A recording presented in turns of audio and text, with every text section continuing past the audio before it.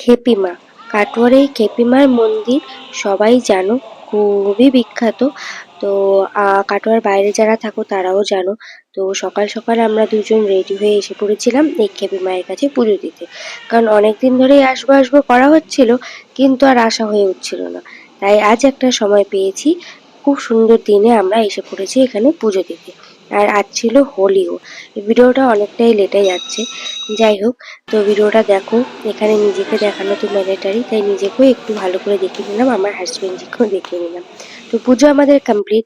তোমাদের আগেই বললাম যেহেতু আজ হোলি, তো আমাদের এখানে কাটোয়ায় কেডিআই স্কুলে খুব সুন্দর প্রোগ্রাম হয়, সেই স্পর্শ। তো সেখানটাই আমরা গেছিলাম, আমি আর আমার হাজবেন্ড একটু দেখতে, যে দেখি এখানটায় কিরকম কি হচ্ছে। তো চলো তোমাদেরকেও দেখিয়ে দিচ্ছি। মানুষ এখানে আবির খেলছে, নাচছে, গান করছে, সব একটা আলাদাই অন্য। কিন্তু এত রোদ ছিল, এত ধুলো ছিল, কিছু আর বলার না। জাস্ট পুজো দিয়ে এলাম, খুব ভালো করে পুজোটা দিলাম। বহু দিনের ইচ্ছে ছিল এই পুজোটা দেওয়ার। এখানে আসি, তারপর যাওয়াই হয় না, যাবো যাবো যাবো যাবো করে। তো আজকে ফাইনালি গেছি, গিয়ে পুজোটা দিয়ে এসেছি। হোলি উপলক্ষে এখানে অনেক বড় অনুষ্ঠান হয় সুখদেব বাবার আশ্রমে। তো সেখানে আমরা এসে পড়েছিলাম একটু বিকেলে ঘোরাঘুরি করতে, করে তারপর যাব বাড়ি। অনেকটা বড় এই মন্দিরটা, ভেতরে ফোন অ্যালাউড নয়, তাই আমি তোমাদেরকে দেখাতে পারলাম না।